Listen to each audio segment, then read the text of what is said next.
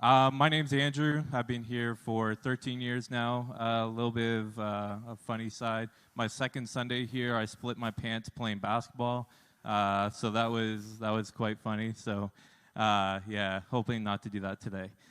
So, my verse, it's been on my heart really for the past 2 years, just with everything that's gone on, and even just my own life.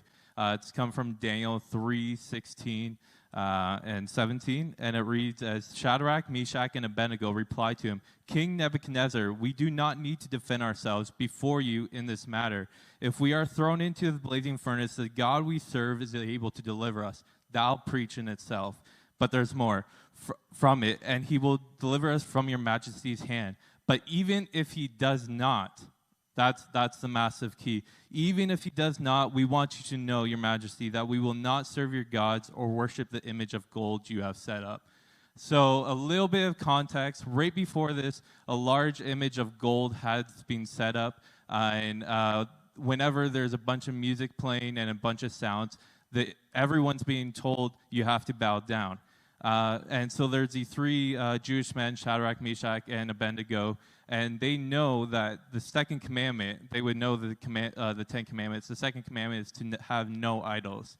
So for them to bow down to an idol completely goes against their own belief system and their own faith. And so they're in a little bit of a tricky situation. They know the history of the Israelites and how they've gotten to where they are, but they know that if they don't bow down, they know the consequence. And the consequence is to be thrown into the blazing furnace. So they're probably thinking to themselves, man, I don't really want to do it, but maybe I should. But they say, no, I'm not going to do it. Even if he doesn't deliver us, I'm not bowing down to your idols. And I don't know about you, but just in life, especially when you're growing up as a teenager, you're being told, hey, I have to have my life figured out. By the time I'm about 15, you're in high school, you have to have your life figured out. You have to know what job you want. You have to know when you want to get married, if you want kids, if you want to have a car, if you want to have a house. There's a lot going on. And don't get me wrong, I was in that situation. And 2 years ago, I graduated from Bible college, and I was just trying to figure out life. And I had my storybook written. I was going to get a job. I was going to do this, do that. And it didn't happen the way that I hoped. But that's fine. I've come to learn that it's okay to not receive everything that you desired. And so I got a job actually working part-time. And when I was there, I was like, God, why am I here? Why are you putting me in this situation? And I came to realize that he put me there to speak to my coworkers. Almost every shift, I would have a situation that we would talk about God, religion, or the church. And it was amazing how you're able just to open people's eyes open to not just the TV Christianity versus the reality Christianity and why we're actually doing what we're doing. And during this time, I was still like, God, I want a job. I want to figure out. And he just kept putting on my heart, work hard, stay humble. And a bunch of times we got to go. And hey, I want that. That's going to be mine.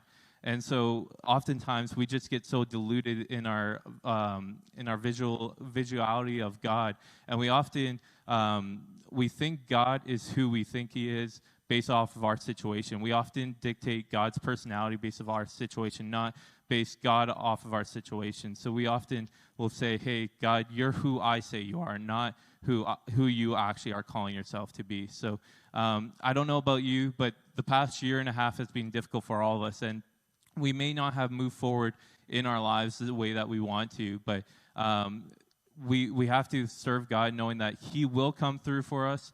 We know He'll come through for us, but even if He doesn't come through for us in the situation the way we want it, we will serve Him. And I don't know about you, but that's been my heart, is I don't want to follow a God that just flip-flops the way that I flip-flop in my own life.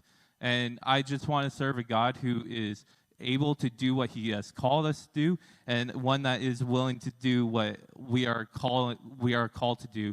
And so just my encouragement is to stay faithful. If He shows up in your situation, great. If He gives you all your storybook notes and your endings and everything you want, great.